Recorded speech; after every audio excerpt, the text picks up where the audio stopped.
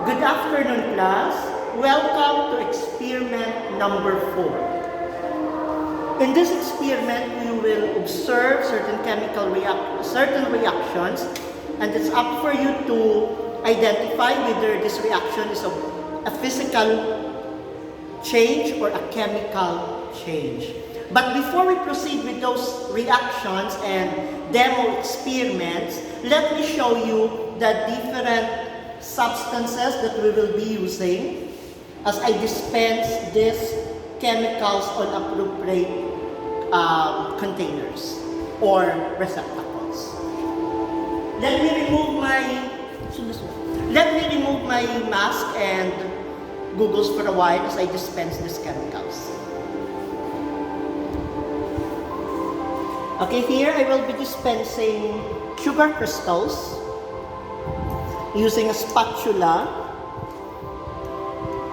I'll dispense a small amount of sugar. This is an ordinary table sugar, sucrose.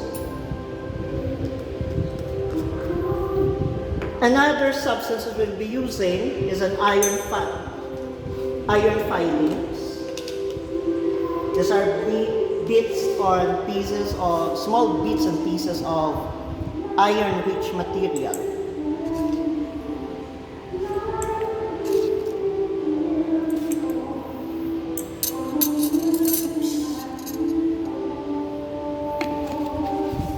Another substance that we'll be using is calcium chloride. You can follow this through in your experiment manual. It is there, written. You can follow through with this. Next, we have copper sulfate.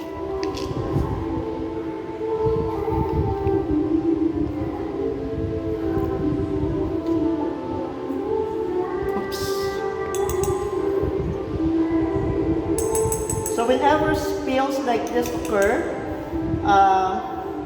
don't leave it. Attend to this by wiping it out so that you can keep your area as tidy and spill-free as possible. The next substance we'll be using is sodium sulfate.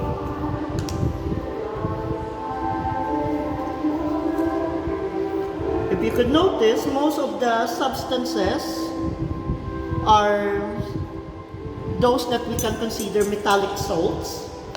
If you can notice, they appear like salt crystals, like the common table salts that we are having in our kitchen.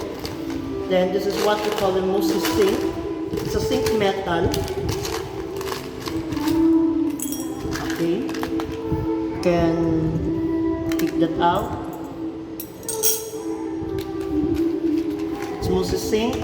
Then we'll be needing some dried leaves. Okay, we can place it there. Okay, then we will also be needing dilute sulfuric acid. To prepare a dilute sulfuric acid, we're going to combine 1 part sulfuric acid with 1 part water. Let us say we'll pour in about 2 ml of this here. Add some more. Okay, let's say this is about 3 ml of sulfuric acid.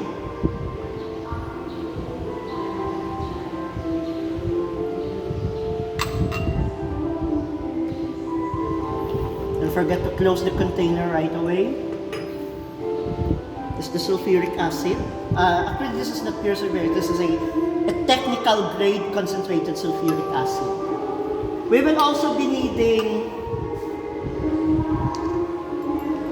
muriatic acid or hydrochloric acid. So same manner, I'll get some part of this. Okay, let us say around 3 ml. I did not measure it exactly, I just estimate it. Okay, then we'll also be needing ethyl alcohol for this experiment. So just dispense some amount here. Okay.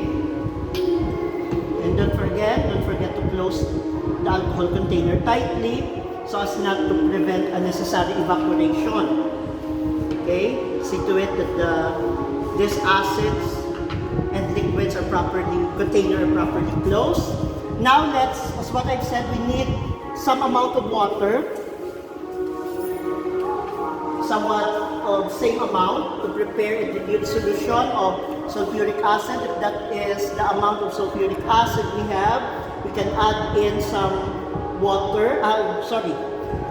This is one thing you should note. When you are preparing an acid solution, it is always the protocol or the proper way of doing it. And the proper way of doing that is you need to prepare the water first. First, almost same amount. Then you add in the acid. Add acid to water, not water to acid. So I'm adding to almost the same amount of these two substances. Water, I add in concentrated sulfuric acid to come up with a dilute sulfuric acid. Okay. So we have now a dilute sulfuric acid. I can wash this beaker so that I can use it again for another acid preparation. You have to be careful that when acid is combined with water, it creates an exothermic reaction. It heats up. Be careful not to burn your skin in the process preparing it. So again, I'll put a similar amount of water, almost as what I've said. I just estimate it. Then I'll pour in the muriatic acid or the hydrochloric acid. There we go. Okay, don't forget to wash this out. So we are using the wash bottle or the squirt bottle for that. Okay. So now we have our needed materials for this experiment. We have our alcohol as well. Again, to recap, we have sugar here. We have iron filings. We have calcium chloride, copper sulfate, sodium sulfate. Then we have the Moses zinc.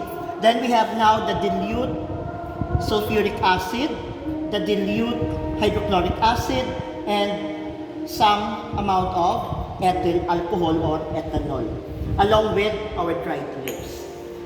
Okay, that's all for the materials needed for this experiment.